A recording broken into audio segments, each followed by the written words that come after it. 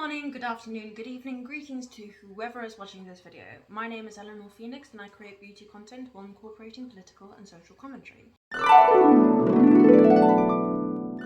Today I'm going to be covering a controversial topic, and if you are here because you clicked on the title of this video and you expect to get offended, then I'm sorry to disappoint, because if you keep an open mind, there's a chance that you'll agree with me. If you are not the type of person to listen to what someone is saying before reacting, then I don't suggest that you watch this video nor any of my videos, because I can already feel your negative energy vibrating through the tube of you. Let's stay respectful while we agree or disagree with each other in the comments. Transphobia is not welcome here. Transgender athletes should not be competing professionally against cisgender athletes. Let me explain why. Sex, gender, gender expression, and gender identity are all connected, but they are not the same. Gender, gender identity, and gender expression all exist in a binary that looks something like this. So this can get confusing. Gender refers to a set of social constructs, so what is traditionally seen as feminine or masculine or non-binary. So, for example, pink is seen as a feminine colour, so when you see a baby dressed in pink, it's usually assumed that the baby is female. Or if you see a person with big boobs and a small waist, it's logical to assume that that person is a woman. Gender expression describes a person's behaviour, mannerisms, interests, and appearance that are associated with gender, specifically within the categories of femininity or masculinity. This also includes gender roles. So, if I shave my armpits, then I'm expressing myself in a traditionally feminine way. Your gender expression has got very little to do with your own gender and everything to do with stereotypes about gender. Gender identity, on the other hand, is your own personal identity within the gender binary. So breaking it down.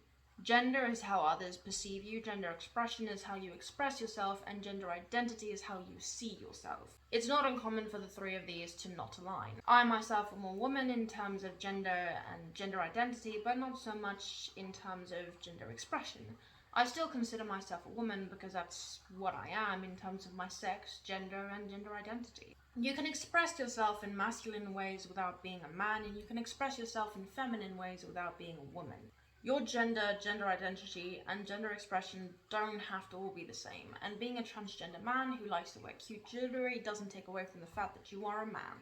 Being a woman who doesn't go with my body hair doesn't make me less of a woman. However, unlike gender, gender identity, and gender expression, sex is not a binary and it is not a social construct. It is biologically determined and thus cannot be changed. There's a reason why males and females do not compete with each other in sports. No matter how good a female athlete is, she is going to be beaten by almost every male athlete in the same field because males have a biological advantage. It could be different if a trans woman has been on hormones for a prolonged period of time, because according to research, testosterone makes the biggest difference in terms of capabilities and strength and speed. However, it is not the only reason why males are stronger, faster, and more physically capable in almost all aspects. That's not to say that females are weak, because we aren't. We just have different strengths. More research needs to be done on how puberty blockers and hormones affect an individual's physical capabilities, because from what I've seen, there isn't enough evidence to say whether or not it changes the body enough for a person to be considered the opposite sex. I also want to add that I do not believe it to be ethically sound to allow children to go through life-altering surgeries. I don't think a 16-year-old should be taking hormones or puberty blockers in the same way that I don't think that you should be getting a nose job or a BBL. It's the exact same thing, and it is not a responsible choice to allow children to make. Transitioning socially is never a problem. Wearing dresses or trousers, using makeup to change your facial features, growing out or cutting your hair is not harmful at all, and children should be allowed to express themselves in whatever way they like.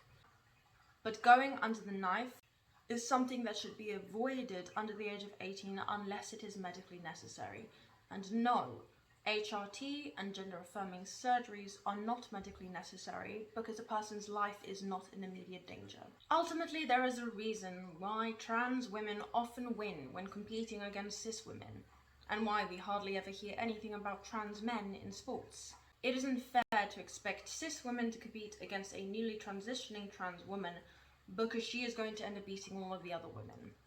The muscles that she develops while presenting as male and all of her physical advantages don't just disappear overnight after taking an estrogen pill. That's not how things work. Allowing a trans woman to compete against cis women isn't empowering, and it's an insult to the females who've usually spent their whole lives preparing to become the best within their field, only for their medals and trophies to be stolen by a male. Trans women are women, but they aren't female, and that's what sports is divided into. And before I get a bunch of 14-year-old boys in my comment section asking, well, what is a woman? That's easily defined. A woman is an adult female human being, or a person with the qualities traditionally associated with females. Thus, I repeat myself, trans women are women, but they aren't female. Ignoring and or not acknowledging that males and females are different is inherently sexist. Saying we should be separating athletes by weight and height instead of sex just feeds into the idea that women are just small, weak versions of men, which we aren't. Allowing transgender athletes to compete against cisgender athletes is also only helping trans women, and it isn't helping trans men or non-binary athletes. Sports are separated by sex, not gender, and the trans woman competing against and inevitably out-competing the majority of cis women is not fair. There are major differences between males and females. To name a few physical differences, healthy males are between 40 to 50% muscle by mass, whereas healthy females are between 30 to 35%. Muscle distribution between males and females are also vastly different, as there is a bigger gap between our upper bodies than our lower bodies. Males tend to have larger, more robust bones and joint surfaces, and more bone development at muscle attachment sites. On the other hand, females have increased flexibility over males because of estrogen receptors present in tendons and ligaments. Now onto our brains. The male brain is 10% larger, has stronger front-to-back connections, and is optimized for motor skills. The female brain has stronger side-to-side connections, has more grey matter, and is optimized for intuitive thinking. Grey matter enables individuals to control movement, memory, and emotions. So, females have a better memory, and we outperform males in dexterity and emotional regulation. And of course, I don't need to go into the differences between our chromosomes, sexual organs, or secondary sexual characteristics and how they affect other areas of the body. The vast majority of the differences between males and females can't currently be changed with modern cosmetic surgery or hormone replacement therapy. Males and females are fundamentally and innately different. That doesn't mean either of us is superior or inferior. We're just different.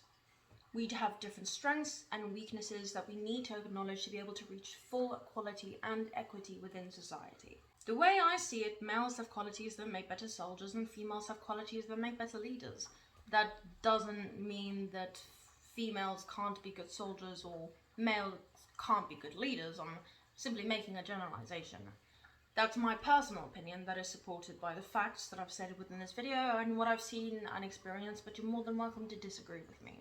But if we use COVID as an example, the countries that responded the best during the pandemic and were the most effective at preventing the spread of corona and lowering the death rate of the virus were often governed by women. Jacinda Ardern in New Zealand, Angela Merkel in Germany, Sheikh Hasina in Bangladesh. I'm getting off topic here, but you get the gist. In general, scientific research has shown that female leaders tend to prioritize people, whereas male leaders tend to prioritize the economy. And when you are a leader of people, you should be prioritizing the people above all else. Back to transgender athletes. What's the solution? Trans men, trans women, non-binary and intersex athletes should be able to compete against each other in a third gender-neutral category, because pitting them against males is often putting them at an unfair disadvantage, whereas pitting them against females is often pitting them at an unfair advantage. It's a simple solution to the issue of transgender athletes that should be implemented as soon as humanly possible. Transgender athletes should be able to compete in sports, but not against cisgender athletes, as that isn't fair to either party. That's all I have to say in this video today. I want to thank you all very much for watching. If you want to see more of me, then subscribe to the channel. You can also follow me on TikTok and Instagram if you'd like. It's at Eleanor I Phoenix on all platforms. I also have a Twitter account that I never use, but you can follow me on there too if you'd like. I hope to see you all in my next video. Peace, love, and respect.